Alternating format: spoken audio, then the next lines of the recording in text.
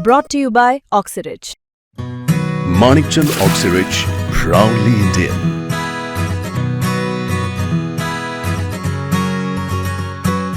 नमस्कार, मी अभिजित करंडे. मुंबई तकमध्ये आपल्या सर्वांचं स्वागत आहे. महाराष्ट्राच्या राजकारणामध्ये मोठ्या घडामोडी घडताना आपल्याला बघायला मिळत आहेत. त्याचं कारण असं आहे की मराठा आरक्षणाच्या मागणीसाठी पुन्हा एकदा मराठा आंदोलक मनोज जरांगे पाटील हे आंतरवाली सराटीवरून मुंबईकडे यायला निघणार आहेत. बरोबर गणपती बसण्याच्या दिवशीच मनोज जरांगे पाटलांचं हे आंदोलन चालू होणार आहे. 27 तारखेला ते आंतरवाली सराटीतून निघतील आणि शिवनेरीवरती शिवरायांचं दर्शन घेऊन ते मुंबईला येणार आहेत. हजारो लाखो लोक त्यांच्यासोबत येऊ शकतात. गावागावांमध्ये तयारी चालू आहे. जवळपास आपण बघितलं की मनोज जरांगे पाटील यांनी 7 पेक्षा अधिक उपोषण आतापर्यंत गेल्या 2-3 वर्षांमध्ये केलेली आहेत आणि त्यांच्या उपोषणांच्या नंतर बऱ्यापैकी मराठा समाजाला काही प्रमाणामध्ये न्याय मिळाल्याची भावना निर्माण झालेली आहे. मात्र त्यांची जी प्रमुख मागणी आहे ती प्रमुख मागणी अजूनही पूर्ण झालेली नाही आहे आणि त्यामुळे आता नवं सरकार आलेलं आहे. नवं सरकार येऊन 6 महिने झालेले आहेत आणि त्यानंतर मनोज जरांगे पाटील मुंबईकडे येतात. आपल्यासोबत आता मनोज जरांगे पाटील स्वतः आहेत. पाटील, आपलं खूप खूप स्वागत आहे मुंबई तकमध्ये. आता तुम्ही आतापर्यंत जी काही उपोषणं केली त्यानंतर स्पष्टपणे सरकारनं ज्यांच्या नोंदी सापडल्या त्यांना म्हणून एक प्रकारे ओबीसी सर्टिफिकेट किंवा कुणबीची दाखले द्यायला सुरुवात केलेली आहे. आता तुमची मागणी काय आहे नेमकी आणि ते होत नाही असं तुम्हाला वाटतंय का? मराठा आणि कुणबी एक ही मागणी आमची. बर. आणि त्याला 58 लाख नोंदीचा आधार पण आहे. तरी पण ते जाणून बुजून दिलं जात नाही. म्हणून आमची पूर्वीपासून तीच मागणी आहे, आता पण तीच. आणि आम्ही त्याच्यावरती ठाम आहे. मराठा आणि कुणबी एक हे अध्यादेश काढल्याशिवाय त्याची अंमलबजावणी केल्याशिवाय आम्ही मागे हटणार नाही. आमचे सरकारी दस्तऐवज आहे हैदराबादच्या गॅझेटवरचा, सातारा संस्थानचा आहे, बॉम्बे गव्हर्नमेंटचा आहे, दिला जात नाही. सगळे सोयऱ्यांची अंमलबजावणी अधिसूचना काढलेली आता 1.5 वर्ष झालं, 6 महिन्यात अंमलबजावणी करू असं सांगितलं होतं पण केलंच नाही. मग आता आमची चूक काय? आम्ही वेळ दिला, 4 महिने झालं तारीख डिक्लेअर केलेली. 4 महिने झाले तरी पण तुम्ही जर त्याची बाजूच घेत नाहीत, त्या मागण्यात मंजूर करत नाहीत. आमची चूक काय? आम्ही त्याच्यानंतरही 2 महिने झालं आम्ही स्वतः, मी 2 वर्षात कधी देवेंद्र फडणवीस साहेबाला कधी बोललो नाही, कधी फोन लावला नाही. मी स्वतः फोन लावून सांगितलं 2 महिन्यापूर्वी की आम्हाला मुंबईला यायचं नाहीये, आम्हाला मुंबईला नाही यायचं. 26 ऑगस्ट पर्यंत आमच्या मागणीची अंमलबजावणी करा, आम्हाला मुंबईला यायचं नाही. तुम्ही नाही दिलं तर आमचं नाव लागेल आणि आमचं घराणं तुम्हाला मांडायचंय, आम्हाला तुम्ही बोलायचंय. आमच्या आरक्षणाच्या व्यथा, समाजाच्या व्यथा तुम्हाला मांडायच्या. तुम्ही आंतरवालेले या, आम्ही तुम्हाला सन्मानाचं निमंत्रण देतो. तरीही ते 2 महिने झाले, तारीख डिक्लेअर केल्या 4 महिने झाले. मग आता आडमुठं कोण? काय चुकी आमची? 2 वर्ष वेळ दिला, अख्खं सांगितलं, 288 आमदाराला सांगितलं, काय करू शकतो सांग. पण तुम्हाला ज्यावेळेला तुमचं फोनवर बोलणं झालं त्याला काय म्हणाले मुख्यमंत्री 2 महिन्यांपूर्वी तुम्हाला बोलताना? येतो म्हणले. सगळं नीट करू. बर. काय करणार? काय चूक? आता मुंबईला नको येतो कुठे? ती न्याय देणारी भूमी आहे, आम्ही तिथंच येणार ना. आम्ही महाराष्ट्राच्या बाहेर थोडं चाललो. आमचीच मुंबई आहे, आम्ही मुंबईची, सगळी जनता तिथली आमची, आम्ही इथे. आम्ही काय वेगळे थोडे? गरिबांचे पोरं मुंबईत यायला लागले. उलट मुंबईकरांनी तांब्याभर पाणी, एखादी भाकर दिली पाहिजे. गरिबांचे लेकरं कधी काळी मुंबईत यायला लागले. आम्ही तुम्हाला त्रास द्यायचा असता तर वाशीतून वापस आलोच नसतो त्यावेळेस. आताही आमचा त्रास द्यायचा उद्देश नाहीये आणि मुंबई तकच्या माध्यमातून जाहीर सांगतो, तुम्हाला वाटतंय ना आमच्यामुळे कोंडी होईल, आम्हाला एक रस्ता देऊन टाका, 1000 रस्ते आहेत तुम्हाला, आम्ही त्या रस्त्याने आझाद मैदानाला जातो. काय पाहिजे तुम्हाला आणखी? पण आम्ही येणार आहे, त्यात तर दुमत नाही. आरक्षण पण घेणार. पण तुम्ही म्हणालात की तुम्हाला सांगितलं होतं की अंमलबजावणी करतो. मग तुम्हाला जे आश्वासन दिलेलं होतं ते आश्वासन, मला असं वाटतं की शिंदे साहेब त्यावेळेला मुख्यमंत्री होते त्यावेळेला आश्वासन दिलेलं होतं. तुम्हाला असं वाटतंय का की सरकार बदललं त्यामुळं आश्वासनाची पूर्ती होत नाहीये? तुमची भावना काय त्याच्याबद्दलची? नाही, होऊच देत नाही. त्यावेळेसही काम करू दिलं नाही शिंदे साहेबाला, नाही अजितदादाला, नाही काम करू देत नाही. ते मराठीच्या कोणत्या नेत्याला काम करू देत नाहीत आणि मराठीच्या अधिकाऱ्यालाही काम करू देत नाहीत. सगळ्यांना अडचणीत आणलं जातं. हे सत्य आहे, मी बोलतोय, हे सगळ्यांना पडतंय. भाजप मधल्या मराठ्यांच्या आमदार मंत्र्यांना सुद्धा त्रास आहे, त्यांना सुद्धा काम करू दिलं जात नाही. हे मी बोलतोय, हे पदाधिकाऱ्यांना पटतंय, त्यांच्या कार्यकर्त्याला पण पटतंय. कोण काम करू देत नाहीत? पण देवेंद्र फडणवीस, दुसरं कोण? का त्यांचं काय वैर आहे मराठा समाजाचे असं तुम्हाला वाटतंय? नसतं वैर तर आम्ही शांत बसलो होतो ना अंतरवालीत. का गोळ्या घातल्या आम्हाला? काय कारण आहे त्याचं? मी उत्तर देतय का? कारण ज्यांनी आम्हाला मारलं, ज्यांनी प्राणघातक हल्ला केला, ती पण आमची आईच होती ना. तुमच्या घरातली 2 लाखाची साडी घालती म्हणून तुमची आई आमची फाटक्या कपड्यातली आई नाही का? ती का देशाला पोसत नाही का कष्ट करून? अन्नधान्य पुरवत नाही का सगळ्याला? तुमची ती आई आणि आमची ती आई नाही, ही कोणची भूमिका? पण रक्ताच्या त्याही थारोळ्यात वेळेला पडलेल्या तुम्ही मुलाला- म्हणजे बोलला असं जाते की बघा त्यावेळेला मुख्यमंत्री शिंदे साहेब होते, तुम्ही शिंदे साहेबांवरती टीका न करता थेट फडणवीसांवरती टीका केली. आता खरं तर मुख्यमंत्री फडणवीस आहेत, तुम्ही फडणवीसांना टार्गेट करतायत, पण त्याच सरकारमध्ये 2 मराठा नेते आहेत ना, 2 उपमुख्यमंत्री आहेत, ते मराठा आहेत. मग तुम्ही त्यांच्यावरती का बोलत नाहीत? तुम्ही हेतू पुरस्सरपणे टार्गेट करताय देवेंद्र फडणवीस यांना, असा आरोप होतोय. नाही, आता आरोप करणारच ना, ज्यांना त्यांचे गोणी भरलेल्या बुटाला चाटायची आहे ते करणारच ना. त्यांना ज्यांना आई बहीणच कळत नाही, ज्यांना जातच कळायना, जातीचा सन्मान वाढवणंच कळणार, त्यांना आम्ही काय करू शकत नाही. देवेंद्र फडणवीस टप्पर आहे का कॉलच्या पोलिसाची? ते नाही म्हणल्यावर कोणाची टप्पर आहे का? अहो नेत्याची टप्पर नाही. सकाळी ईडी लावली तर संध्याकाळी रात्रभर बाथरूमात बसतंय ते. मोठ्यातला मोठा नेता आणि दुसऱ्या दिवशी सकाळी लगेच भाजपात गेलेलं दिसतं. मोठं चुट्ट बी, बारकं चुट्ट बी, मोठा डाके टाकणारा बी. ईडी आली म्हणलं की बाथरूमात लपून बसतंय हागायच्या आणि सकाळी लगेच म्हणतं चाललो मी भाजपात. म्हणजे इतकी भीती नाही तर पोलिसाची टप्पर आहे वय. रस्त्याच्या थाळीत पडलेल्या लोकांना घोटभर पाणी पाजायला कोणी नव्हतं. साहेब सोपं नाही. आम्ही आक्रोश बघितला डोळ्यानं. त्यांच्यावरच अपहरणाचे गुन्हे दाखल केलेत फडणवीसनी, त्यांच्यावरच. लाखो पोरांवरती नुसते रस्ता रोको केले शांततेत, साखळी उपोषण केली, गाड्या दिल्या, जे शेप्या लावल्या, फुलं आमचे, जे शेप्या आमच्या, त्यांच्यावर गुन्हे दाखल, ट्रेनवाल्यावर गुन्हे दाखल, लाखो पोरांवरती गुन्हे दाखल केले. ही द्वेष नाही तर काय मराठ्यांविषयी? कामच करू द्यायचं नाही दुसऱ्याला. मराठ्यांचं कल्याण व्हावं असं वाटत नाही. मतदान मराठ्यांनी पण उलट आहे ना की बघा, नितेश राणे मराठा नेते ते म्हणतात की आम्ही जीभ हसडू जे फडणवीसांच्या विरोधात बोलतील. प्रवीण दरेकर म्हणाले की ते भाषेची मर्यादा पाळत नाही. चित्रा वाघ म्हणाल्या की जरांगेंनी आई काढली फडणवीसांची, हे योग्य नाहीये. तुम्ही सकाळपासून भाजपच्या नेत्यांच्या प्रतिक्रिया बघितल्या असतील तर ते सगळे मराठा नेतेच आहेत जे बोलतायत की तुम्ही मराठा आरक्षणासाठी देवेंद्र फडणवीसांना टार्गेट करताय. त्याला काय आई बोललो? काय बोललो? तुम्ही त्यांच्या आईबद्दल उल्लेख केला असं म्हणणं आहे त्यांचं, आणि तो चुकीचा होता. अरे बधीर डोक्याचे रावते. इथं गाव खेड्यात काय असतं, आपण बोलता बोलता एकामेकाला तसं भाषा बोलली जातं. त्याला शी नाही म्हणत. मी दिली म्हणलं की दिलीच म्हणतो आपण. लय पण खरे पुन्हा बदलत नाही. ती भाषा असती. मी बोललो असतो तर डायरेक्ट म्हणलो स्थळा बोललो. बोललोच नाही, ते ती बोलण्याची भाषा आहे मराठवाड्यातली. आता आम्हाला पर्याय नाही, आम्हाला येतं बोलताच. आता चालता म्हणते पोरं एकामेकाला, ए त्या मायाला चहा पाहिजे चल, म्हणजे काय शी झाली का? ते गाव खेड्यात चालतं. गरीबाचे पोर आहे ते. तुझ्या आईला बोलायला, तुझी आई आमची आई वेगळी नाही म्हणत आम्ही. तू मानतो आमच्या आईला वेगळं, फोडून काढतो, पण आम्ही नाही मानत. कधीच मानत नाही. तू राज्याचा प्रमुख आहे, तुझी आई सुद्धा प्रमुखच आहे. हे राज्यातले लेकर आहेत आम्ही. एखादा शब्द इकडे तिकडे गेला म्हणून काय लावून धरायचा का लगी?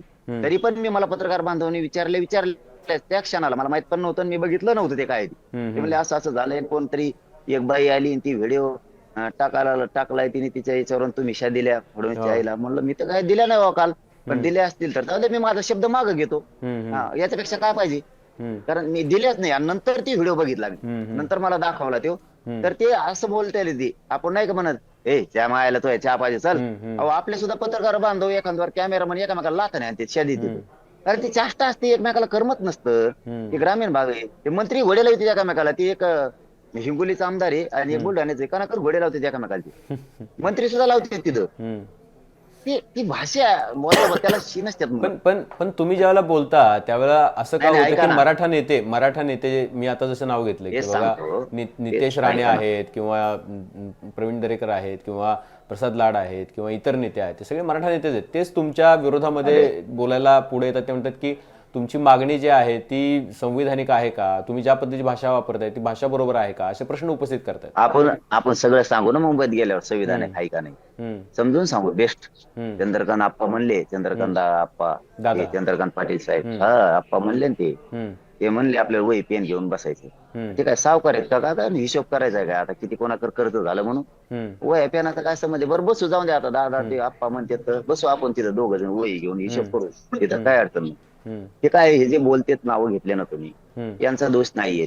त्यांना आता बोलायला लावतेत, ती बी एक प्रकारे. त्याच्या पुढं जायचं ठरलं तर ते षडयंत्र आहे. दंगल घालण्याचं फडणवीस साहेबांचं ते षडयंत्र आहे. आता ते बाईच्या पदराच्या आड लपून गोरगरीब मराठीच्या लेकराचं वाटोळं करायला निघाले. त्यांना आई बहिणी आमच्या मारल्या, तेव्हा नाही बोललो कुणी.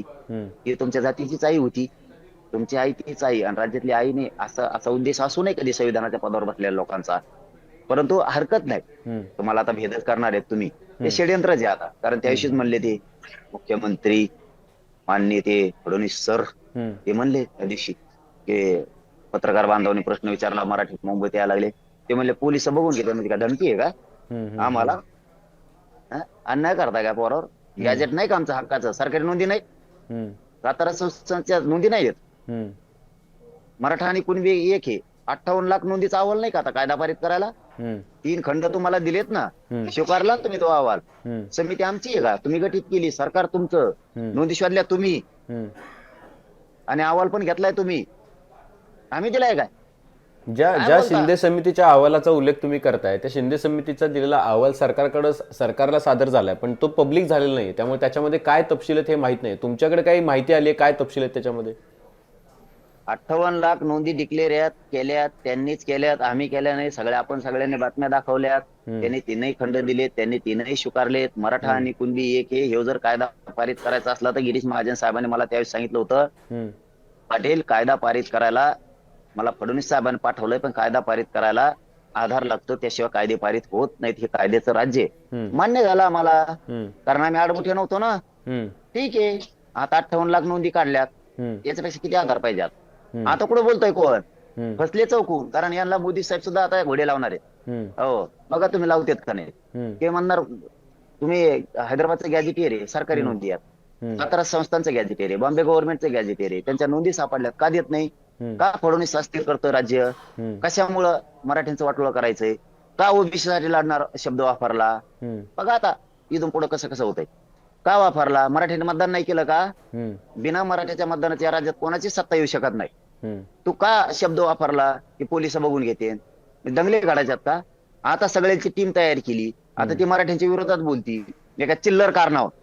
म्हणजे याचा अर्थ मराठ्यांना कळाला आणि आता सगळ्यालाच कळालं याला दंगलच घडवायची आणि मराठी पण मुंबईला येणार आहेत. जाऊ दे, बघा आता किती येते. सगळे रेकॉर्ड तुटणार आहेत. आता आजपासून जास्त गाड्या लावा सुरू केल्या मराठीने आता, आणि राजकीय पक्ष बाहेर पडणार आहेत सगळे. अच्छा, तुम्हाला काय काय आश्वासन दिली होती? म्हणजे तुमचा जो संताप आहे की आम्हाला गुन्हे दाखल मागे घेतो म्हणून सांगितलं, ते घेतले नाहीत वगैरे, किती आश्वासनं होती की त्यातली पूर्तता झाली आणि कुठल्या कुठल्या गोष्टींची पूर्तता झाली नाही असं तुमचं म्हणणं? त्याची पूर्तता झाली कोणचीच नाही. मराठा आणि कुणबी एक जे आर काढायचा 58 लाख नोंदीचा आता आधार आहे, नाही काढला. आता तो आम्ही 29 ऑगस्टला घेणार आहे अंमलबजावणी सहित. सगळे सोयऱ्यांच्या आधी सूचना काढून आता 1.5 वर्ष झालं. 6 महिन्यात अंमलबजावणी करू म्हणली होती, केली नाही. ती पण घेणार आहे. हैदराबादचं गॅजेटियर घेणार आहेत, त्या सरकारी दस्तऐवजी तिथं सोडणारच नाहीत आम्ही. सातारा संस्थांचा पण गॅजेटियरचा सरकारी दस्तऐवजी 3ही गॅजेटियर घेणार आहे. सर सकट गुन्हे मागे घेऊन म्हणले आमच्याकडून चूक झाली की त्यावेळेस आई बहिणीला मारलं गेलं, त्यावेळेस आम्ही पोलिसांच्या बाजूने बोललो. आम्ही पोलिस खरं जेलमध्ये टाकायला पाहिजे होते, तर आम्हीच तुमच्यावरती 307चे गुन्हे दाखल केले, हाफमर्डरचे गुन्हे दाखल केले. सर सकट राज्यातले गुन्हे सगळे मागे घेऊ.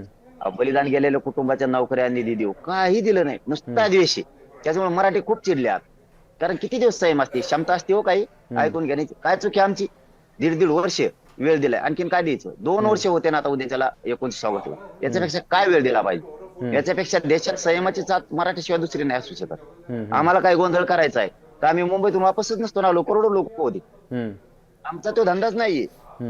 आम्ही आता पण येणार शांततेत, पण आरक्षण घेणार आणि ते पण ओबीसीतूनच घ्या, इकडून तिकडून घेणार नाही. आणि आता तर पहिल्यापेक्षा 5 पट येणार. मोजमाना कोणाला मोजायचे? नाद मोजायचा जास्त येवल्याला आहे. मोजमाना घे वहीन पेन बस एखाद्या पोलावर. तुम्हाला कल्पना आहे का ज्या वेळेला तुम्ही ह्या आंदोलनासाठी मुंबईला येत आहे त्यावेळेला दुसऱ्या बाजूला एक कॉन्सल्टेशन चालू झालं आहे? ओबीसीचे नेते आहेत लक्ष्मण हाके, ते म्हणाले की बघा आम्ही मुंबईत त्यांना घुसू देणार नाही मराठा समाजाच्या आंदोलकांना. आज हे त्यांचं वक्तव्य आलेलं आहे. दुसरीकडे सदावर्ते असं म्हणाले की मी मुंबई हायकोर्टात जाणार आहे, कारण की तुमची मागणी जी आहे किंवा आंदोलन जे आहे ते असंविधानिक आहे, त्यामुळे ते हायकोर्टात जाण्याच्या तयारीमध्ये आहेत. तुम्ही या सगळ्या प्रतिक्रिया तुम्ही ऐकल्या असतील म्हणून मी हा तुम्हाला प्रश्न विचारतोय. तुम्ही असे प्रश्न नाव घेतले की त्यांना गिनीतच नाही. आपण महत्व देत नाही, किंमत देत नाही. स्वतःची एवढी ताकद स्वतःच्या जातीला लढायला लावा, ते लेकरा बाळा मोठे होते. बिचारे गोरगरीब जनावर ढोर वळीते, शेळ्या मेंढ्या वळीते, दऱ्या फऱ्यानी ते लेकर मोठे व्हावा. त्यांच्या आई बापाचं पावसात उन्हात मुसळधार पावसात चिखलात कष्ट येतं, त्यांचे लेकर अधिकारी बनवा, त्यांच्यासाठी ताकद लावा. इकडे मराठ्याचं इकत भांडण घेऊन उगं पळू नये. आणि हे गोरगरीब ओबीसीला कळतं, गोरगरीब ओबीसीने ओळखीला आता हे राजकारणासाठी ते आपले लेकरं नाही मोठी करेत, तेवढी ताकद आपल्या जातीला जर लावली तर आपली जात मोठी होईल.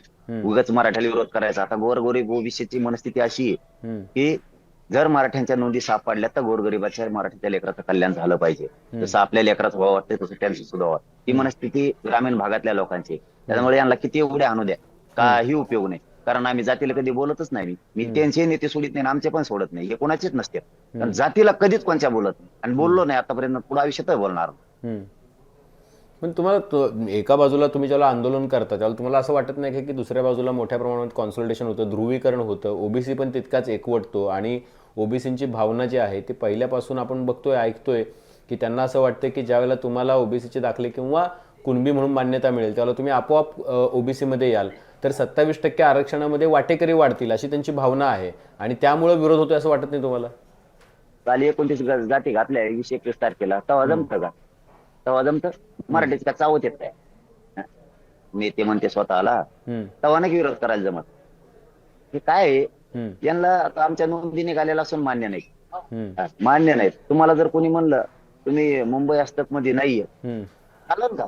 कसं काय मान्य होईल?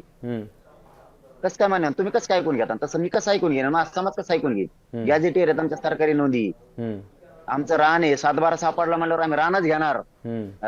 भाड्याच्या खोलीत राहायला मोकळे का आम्ही? घर असून आमचं म्हणजे भाड्याच्या खोलीत दिलं पाहिजे भाडेकऱ्यांनी हुसकून आम्हाला.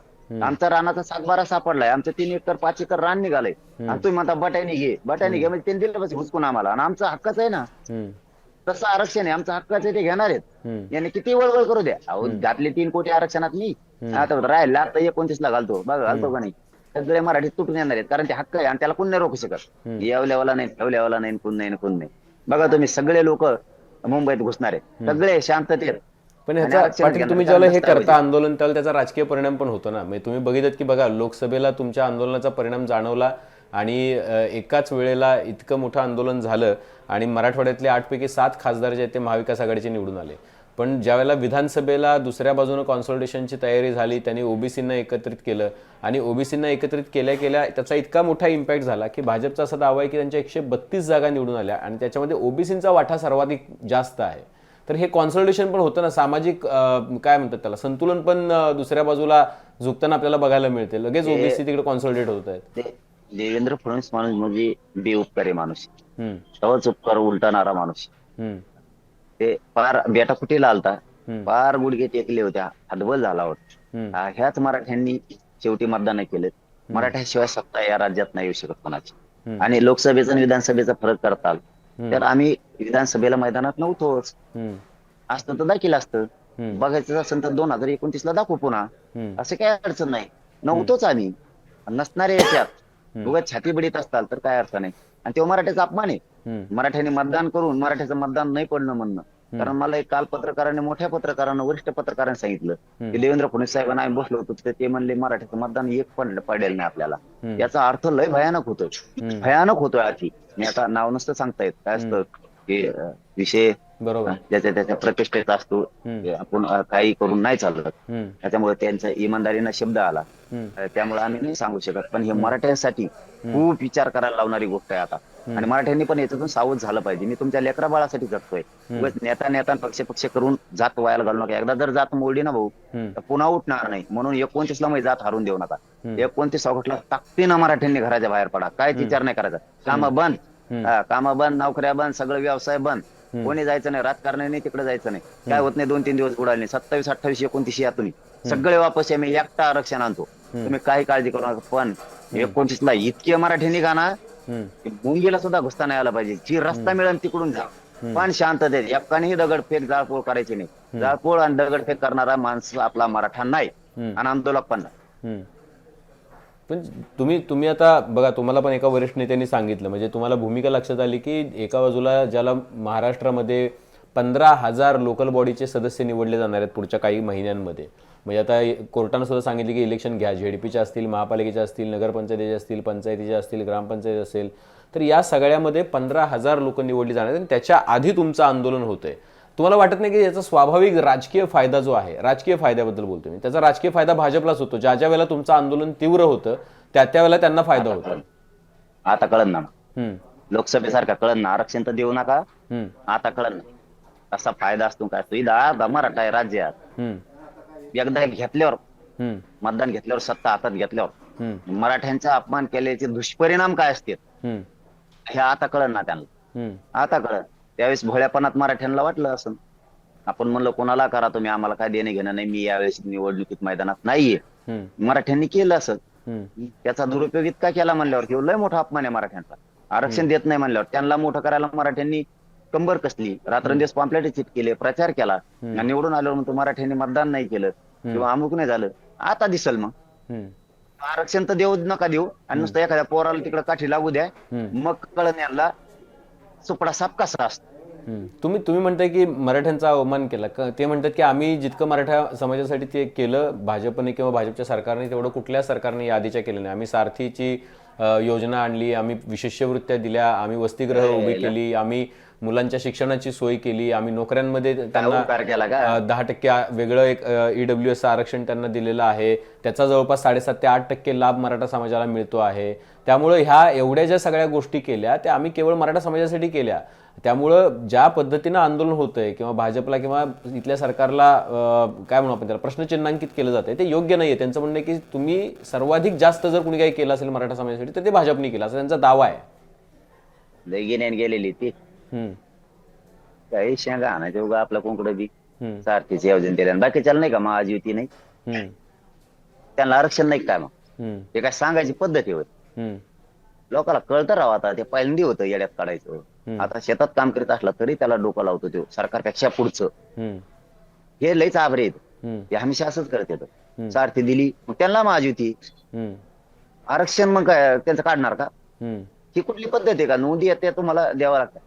ती इतकं लबाड आहे ना काय मनन भरायचाच नाही. त्या धनगराला चालता फसिल आरक्षण देतो म्हणे पहिल्या कॅबिनेटला तुम्हाला धनगर तुटून पडले मतदानाला. सत्ता आली की 15 वर्ष झालं धनगराकडे डुकून बी बघा ना. असा फसणारा माणूस येतो. हम्म, परत लाडक्या बहिणीचा कार्यक्रम लावून टाकला. हम्म, आता म्हणे शेतकऱ्यालाच देतो म्हणे कर्जमाफी. त्यातच शेतकऱ्यांनी मतदान केलं, दिली का कर्जमाफी? हम्म, इतका लबडा बोलणारा माणूस आहे. वातावरण बघून बोलतो. हम्म, लय लय नमुनेबाजी. देवेंद्र फडणवीस म्हणजे असा नमुना लागलाय ना महाराष्ट्राला. हम्म, लय नमुनेबाज माणूस आहे. काय जसा रंग असेल तसं. आता ओबीसीचं मराठीचं जुगाड लावून दिलं, जे जुटून दिलं आणि मस्त मजा बघतो आता. काय अडचण नाही म्हणला, मग रक्तच हिंदूच आहे म्हणला माग. हम्म, आता लगेच या 4-5 महिन्यात आणि आता पण म्हणला मग DNA मग रक्त म्हणे ओबीसीचा. कोणाचं रक्त आहे काय मिळलं लागा ना आम्हाला. हम्म, बरं जाऊन दे, आमची लागून दी काडी मराठीची, आम्ही आमचं बघू कसं लढाय कसं लढू. तो रक्त ओबीसीचा आहे ना, DNA ओबीसीचा आहे ना. हम्म, शेतकरी ओबीसीचे असते ना, कर ना कर्जमाफी. हम्म, कवर येड्यात काढतो. हम्म, DNA ओबीसीचा आहे ना, रक्त दे धनगराला आरक्षण. हम्म, जाऊ दे आता आमचं बघू आम्ही आमचं. हम्म, लाडक्या बहिणीत ओबीसी असते ना, हम्म, दे ना त्यांचे पैसे लाडक्या बहिणीचे. हम्म, प्युअर लाभाडी काहीच करत नाही ते. हम्म, आणि अशा गप्पा तेव्हा आमंडळच काढले देईन. कोणालाच काही नाही, खडक्या नाही त्याच्यात, रुपया नाही. नुसते जाते दंड कोण बघत येत. कुलूप लावून जाळ्या झाल्या त्या ऑफिसला. काही नाही. लोकांनी प्युअर चवळ केली. हो माणूस फक्त माणसावर माणसं घालतो, भांडणं लावतो. आणि भांडणं लावणारा माणूस जास्त दिवस गावगाड्यात बी टिकत नाही आणि सत्तेत टिकत नाही. ते पहिलं भाजी वेगळंच होतं. हे आल्यापासून वेगळंच झालं. ते मुरली मनोहर दिवशी बघा कसं भाजप होतं. अटलजींच्या परत त्या अडवाणीजींच्या काळात कसं होतं, नितीन गडकरी साहेबांच्या काळात कसं होतं. हे वेगळंच झालं. कसलं कारण थोड धर मोठं चोट्ट धरून आण, इकडं धर बारका डाको टाकणार आण, धर कोचीला तिथं. हे वेगळंच ही असं करून करून पुरा भाजपचा देवारा करीत. आणि मराठ्याला जितका त्रास आहे, अधिकाऱ्यांना त्रास, राजकीय नेत्यातल्या सगळ्या पक्षातल्या आमदार मंत्र्याला त्रास, सगळ्याला एक ओळी दिला जाऊन. काय त्रास दिलाय त्यांनी? ते तर त्यांनी मंत्रिपद दिली, सगळं दिलं. मंत्रीपद गळ्यात घंटा घालून हिंडायचे कोणकडे. कामा दामाचं बायला घागरमा बांधले. नुसतेच मंत्री काम करेना फाम करेना, त्याला काही करता ते म्हणते आमच्या हातातच नाही. काय करावं पाठी मला आता उगा तुम्ही असे लय पत्रकार डेंजर असताय.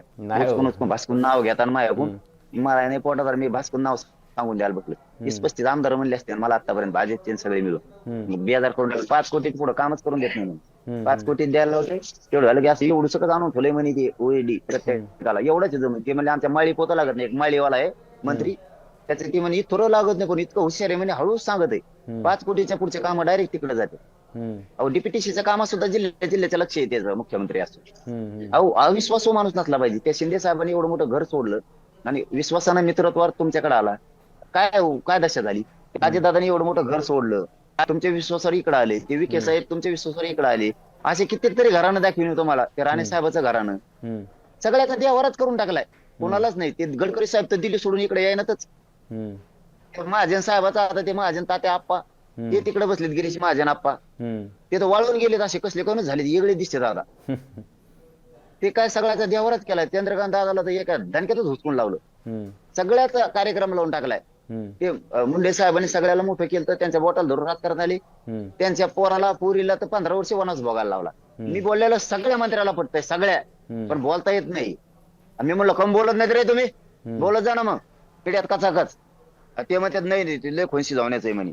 बघा बघा आमची खेड्याची भाषा ही लगेच म्हणते शिदिल. ते म्हणले लय खोनशी येते बिलो गुतीत आहे म्हणे. त्यामुळे काय आता राहायला लागतं तिथं. हे सत्य आहे, एखाद दिवशी लय मोठा त्यांच्यात उद्रेक होणार. भाजपमध्ये 4-5 गट आहेत, मला आता माहित झालं. मला वाटलं एक त्यांच्यात लय पाय खेचा घ्यायची लय, असं ते एकामेकात मागं लागल्या. मी भाषा नाव सांगून देत असतो मला येडम केलं. पण तुम्हाला लोक भेटली आणि ते सांगतात, म्हणजे ते अर्थात ते नाराज असतील म्हणूनच ते तुमच्याशी बोलत असतील आणि मनमोकळेपणाने सांगत असतील. मी काही नावं विचारणार नाही पाटील तुम्हाला, पण बघा असं आहे की आता उपसमिती जी नेमली आहे ती उपसमिती पण तुम्ही बघितली असेल. ते विखे पाटील जे आहे ज्यांचं नाव तुम्ही घेतो ते उपसमितीचे प्रमुख आहेत आणि त्यांच्यावर जबाबदारी दिली आता तुमच्याशी चर्चा करायची आणि यातून मार्ग काढायची. तर काही त्यांच्याशी काही बोलणं झालंय का तुमचं? काय असतं दादा, करंडे दादा नाराजच लोक होऊ द्यायचे नसतात नेते. राजकारण हाताळताना चाणक्य शब्द लय मोठं बॅकग्राऊंड आहे, खूप मोठं. असं चाणक्य कोणी एखादी बार म्हणला एखादा नेता भाषणात म्हणून चाणक्य नाही होत, त्याला खूप मोठं बॅकग्राऊंड आहे, तसं वागावं लागतं. जवळचे आपले जीवाचे मित्र मंत्री जर फुटायला लागले, नाराज व्हायला लागले, तर याच्यावर लक्ष पाहिजे. भापीत माणूस जर जगत गेला ना, कवा हारपात करावं लागेल काय सांगता येईल, त्याचा बारकाय ना विचार करावा लागतो. आता राहिला तुमचा विषय उपसमितीचा, ते पहिलेच रे, ते काय नवीन आहे का, ते पहिलीच केलेली. ते चंद्रकांत तात्या काढे आता ही खेप आणले त्याच्यावर काय एकूण एकच झाले. बैलाच्या पोळ्याच्या दिवशी नुसते खांदे बदल केला. आमच्या इथं नांगराला बघा दुपारून बैलच खांदे बदली, दुपारून येऊन दुपारून ते बैलाचे खांदे बदली, नुसते खांदे बदली. परत ते म्हणते ना आम्हाला बैल म्हणला काय, हे असली ती इकडे आता खेड्याची आमची भाषा ती परत म्हणते ना आम्हाला बैल म्हणला का ती पद्धत आहे काही नाही. आणि आमचं उपसमितीचं काय, सरकारकडे मागण्यात येते पटापट अंमलबजावणी, इकडे उपसमिती करा नाही तर काय करायचं तर करा. पण तुमचं शिंदे साहेबांचे शेवटचं बोलणं कधी झालं होतं, की त्यांच्याशी काय बोलणं झालं मराठा आरक्षणाच्या संदर्भातून काही, या तुम्ही आता मुंबईला येत आहेत त्याच्या आधी काही त्यांनी तुम्हाला सांगितलं, विनंती केली किंवा तुम्हाला काही माहिती दिली की बाबा इथपर्यंत आलंय हे? साहेब माझी काम करण्याची करंडे दादा पद्धत आहे. मी ठरवून आंदोलन कधी करत नाही, कोणाला बोलून करत नाही. त्यांचं माझ्याकडे बोलणं पण झालं, मी ठरवून कधीच करत नाही. जो माणूस ठरवून आंदोलन करतो ते कधीच यशस्वी होत नाही. मी माझ्यावर मला आत्मविश्वास आहे, माझ्या समाजावर मला आत्मविश्वास आहे. हत्तीवर करोडो मराठा समाज येतो, मी सुद्धा त्यांच्यासाठी जीव द्यायला तयार असतो. मी आणि होत नाही, फुटत नाही. त्यामुळे आम्ही यायचं ती नाही तर नको येऊ. आम्हाला संघर्ष करण्याची परंपरा आहे, त्याच्याशिवाय आम्हाला नाही मिळू शकत. कारण आम्हाला शेकडो वर्षाची परंपरा आहे, आम्हाला संघर्षच करावं लागतं, लढावं लागतं तरच मिळतं. त्यामुळे आम्ही आयतं जीवन कधी जगत नाहीत. लोकांच्या जीवावर बसून आम्ही खाणारी आमची अवलाद मराठ्यांची नाही. आम्ही संघर्ष करून मेहनत करून मिळवतो. आम्ही तेवढे कडवट आहेत, तेवढे क्षत्रिय मराठी आहेत. आम्ही जुंतो एकदा मैदानात उतरल्यावर आम्ही मरायला भेट नाहीत आणि गुलाल घ्यायला पण भेट नाहीत. दोन्ही तर आम्ही क्षमता ठेवतो आमची, आमच्यात ती क्षमता आहे तरच आम्ही स्वतःला क्षत्रिय मराठ्या नाव लावतो. इथं मैदानात उतरल्यावर पळकुटेपणा नाही करत आम्ही. एकतर टिळा लावतो तर आम्ही विजयाचा, नसता मरून माघारी येतो. ही पद्धत आहे आमची. त्यामुळे आपण नाही विचार करत कोणचा मंत्री येणार आहे, शिष्टमंडळी येईन काय यायचं ती नाही, नको येऊ. आरक्षण घेणार आहे आणि ओबीसीतूनच घेणार आहे. 29 ऑगस्टला बघा येतोय का नाही मुंबई. मी फक्त एक टेक्निकल प्रश्न म्हणून, म्हणजे वारंवार जेव्हा तुम्ही ओबीसीतून आरक्षण घेणार असं म्हणताय त्यावेळेला एक गोष्ट कायम तुम्हाला पण सांगितलेली असेल, तुम्हाला पण ते बरेचसे न्यायमूर्ती वगैरे येऊन भेटले होते, समिती येऊन भेटली होती, त्यावेळेला तुमचं बोलणं झालं होतं. त्यांचं असं म्हणणं आहे की बघा सामाजिक मागासले पण तुम्हाला सिद्ध करावं लागेल समाजाचं, आणि ते जोपर्यंत सिद्ध होत नाही तोपर्यंत समाजाला ओबीसीतून आरक्षण देता येत नाही असं त्यांचं म्हणणं आहे. आता सामाजिक मागासले पण सिद्ध होत नाही हा जो त्यांचा मुद्दा आहे तो तुमच्याशी चर्चा करताना कधी आला होता समोर? मी एकटाच बोलतोय, तुम्ही दिसत नाहीत मला. तुम्ही आहेत का? पण आहे मीच प्रश्न विचारतोय. नाही विचारतात तुम्ही, पण मला इकडे दुसरं काळ दिसतंय. मला वाटत एकट्याचा झपका नाही आहे रेकॉर्ड होतं आपलं सगळं व्यवस्थित. मागास सिद्ध करायला हीच देशावर अशी पहिली जात मराठी 3दा मागास सिद्ध झाली. राणे साहेबाच्या समितीच्या टायमाला त्यावेळेस गायकवाड कमिशन केली, आता सुक्रे समितीनं पण केली. बाकीच्याला कोणाला मागास सिद्ध करून आरक्षण दिलं? ते सुप्रीम कोर्टात टिकत नाही ना आरक्षण, तो प्रॉब्लेम होतोय ना तिथे. 50% वर गेल्यावर काय टिकन? हम्म. कायदा संविधान केंद्रीय मागासवर्ग आयोग सांगतो ना देऊ नका 50% वर. मग तुम्हाला असं वाटतंय का की केंद्रात बदल झाला पाहिजे, नरेंद्र मोदींच्याच हातात आहे आरक्षण देणं तुम्हाला? काय बदल होतोय काय होतंय त्यापेक्षा आमचं घर येणार तेच सांगतो ना मग मी. आमचं शेत असून 7-12 असून तुम्ही आम्हाला रान देत नाहीत, बटाईनी का देता? आमचं घर असून आमचं घर सोडून तुम्ही आम्हाला भाड्याच्या खोलीत करून देता, आम्हाला हुसकून दिलं पाहिजे का? आमचं आहे ना पण तिथं. आमचं सोडून दुसरीकडे का तुम्ही हेलपाट्या मारायला लावतो विनाकारण? 50% वर टिकतच नाही, कशाला देता ते? त्या सुविधेत या सुविधेत फरक आहे ना, आमचं असून आम्हाला नाही. आम्हीच आमच्या ते आले तर आता 89ला आले तो 90ला 89ला. आम्ही 150 वर्षापासून ओबीसी आरक्षणात आहे. तुम्हीच आमच्यात घुसले, तुम्हीच आम्हाला शहाणपण शिकायला लागले आता. हे तुम्ही आमच्यात आले म्हणून ते आमचं आरक्षण आहे ना, आम्ही घेणार आहे. काय म्हणते बघू. आता शेवटाकडे आपण इंटरव्ह्यूच्या पाटील, तुम्हाला कल्पना आहे की लाखो लोक ज्यावेळेला एकाच वेळेला अशा पद्धतीने येतात एखाद्या शहरामध्ये, त्यावेळेला मोठ्या गैरसुविधा पण होतात, प्रॉब्लेम्स निर्माण होतात आणि त्या आंदोलकांना पण होतात आणि शहरामध्ये हे शहर जे आहे ते आपली आर्थिक राजधानी आहे, काम करणाऱ्यांना पण होतात. तुमचं नियोजन कसं आहे आता? काय म्हणजे समजा इतकी लोक एकाच वेळेला येणार तर कसं तुम्ही नियोजन करणार आहे त्याचं? आम्हाला हे बघा, आम्हाला आरक्षण पाहिजे, मोठा नकोय, आम्हालाही करायचा नाही.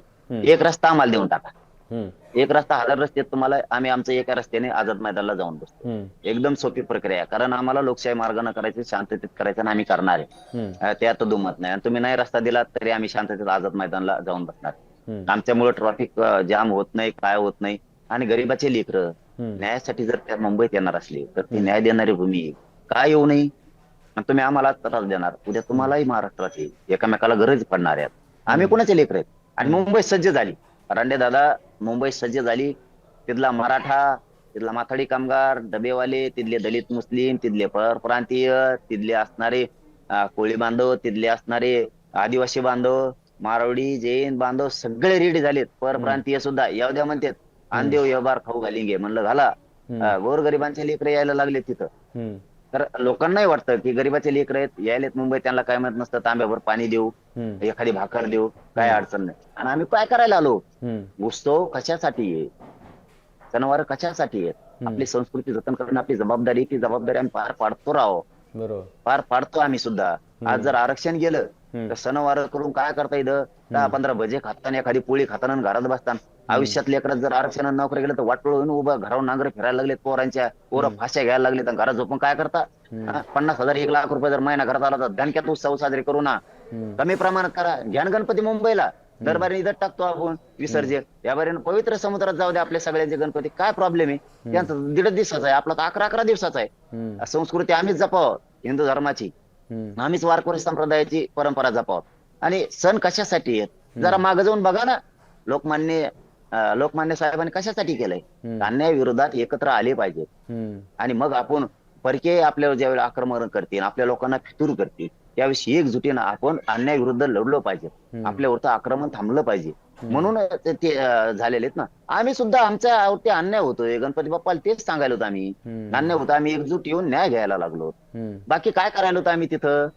हे कायदा सुव्यवस्थेचा प्रश्न निर्माण होण्याची भीती आहे म्हणून हा प्रश्न. आणि मग ती जबाबदारी कोणाची? आम्ही काय करायला? आम्हाला काय कुस्त्या खेळायच्या तिथे? आम्ही काय करायला होत? यायलो, आमच्याच गाड्या आहेत, आमच्याच भाकरी आहेत, आमचीच मुंबई, आम्ही मुंबईचे इथं गरीबाचे लेकरं मुंबईत यायला लागले, येऊन बसायलो. बाकी काय करायलो? आम्ही काय त्रास दिला? आम्ही काय बोललो? आम्ही एकदा सिद्ध केलं स्वतःला. करोडो मराठी एका हाकेवर वापस आले. मला माझ्या जातीवर विश्वास आहे म्हणून मुंबईला आले. मी जर एकदा सांगितलं ना, शांतच बसायचं. तुम्हाला काय करायचं? दगड फेकलं तरी आरक्षण पाहिजे, शांततेत गेलं तरी आरक्षण पाहिजे. शांततेत मी तुम्हाला 3 करोड मराठ्याला आरक्षण दिलं आतापर्यंत. तुम्हाला काय घेणं आहे? तुम्ही फक्त मुंबईत येऊन बसा. माझा समाज ऐकतो, मला गॅरंटी आहे. माझ्या समाजाची मान खाली होईल असं एकही वर्ग पाऊल उचलणार नाही. एक पण ना दगड हाणणार ना जाळपोळ करणार, पण मुंबईत येणार. कुंकुडून नाही येणार. पण ह्यावेळेस सगळे मराठी मुंबईत 29ला येणार. मुंगील सुद्धा घुसा जागणार आला, इतक्या करोडाची संख्येने येणार. बघा तुम्ही आता मोजा लोक. ठीक. तर पाटील, तुम्ही मुंबईला येताय. आता आम्ही माध्यमकर्मी म्हणून आम्ही तर तुमच्यासोबत कव्हर करत, मोर्चा कव्हर करत, आमचे प्रतिनिधी तिकडून पण येतात. आम्ही स्वतः मुंबईमध्ये आहोत. आपली मुंबईमध्ये निश्चित भेट होईल. मी तुम्हाला आत्ताच आमंत्रण देतो की तुम्ही मुंबईत आल्यानंतर निश्चितपणे मुंबई तकच्या चावडीवरती या, तुमची भूमिका मांडा. प्रश्न असा आहे की सरकारनं सणासुदीच्या काळामध्ये हे आंदोलन होऊ नये यासाठी प्रयत्न चालू केलेले आहेत. विखे पाटील यांच्या नेतृत्वाखाली समिती नेमलेली आहे. अजूनही 2 दिवस बाकी आहे. त्यामुळं सरकारनं जर काही आपला स्टँड बदलला, काही बातचीत झाली, जरांगे पाटील आणि सरकारमध्ये जर काही समेट झाला तर काही गोष्टींवरती हे आंदोलन जे आहे ते खरंच त्यांना मुंबईकडे यावं लागू शकतं का, हे अजूनही माहिती नाही आहे. त्यामुळं सरकारकडून बोलणी निश्चित चालू होतील आणि त्याबद्दलच्या बातम्या ज्या आहेत त्या आपल्यापर्यंत येतील याची निश्चित आपल्याला खात्री आहे. दुसऱ्या बाजूला मराठा समाज जो आहे तो मुंबईकडे येणार आहे आणि मोठी तयारी त्याची गावागावांमध्ये चावडी बैठका वगैरे होत आहेत, त्याच्याही बातम्या आपल्याकडे आहेत. पाटील, तुम्ही मुंबईतक्षी बोललात, मनमोकळेपणानं बोललात, त्याबद्दल आपले मनापासून आभार. तुमची काही मतं असतील, काही प्रश्न असतील तर ते निश्चितपणे कमेंट बॉक्समध्ये नोंदवा. बेल आयकॉनवरती क्लिक केलं तर अपडेट्स मिळत जातील आणि सर्वात महत्त्वाचं म्हणजे मुंबई तकचं यूट्यूब चॅनल सबस्क्राईब करायला विसरू नका. पाहत रहा मुंबई तक.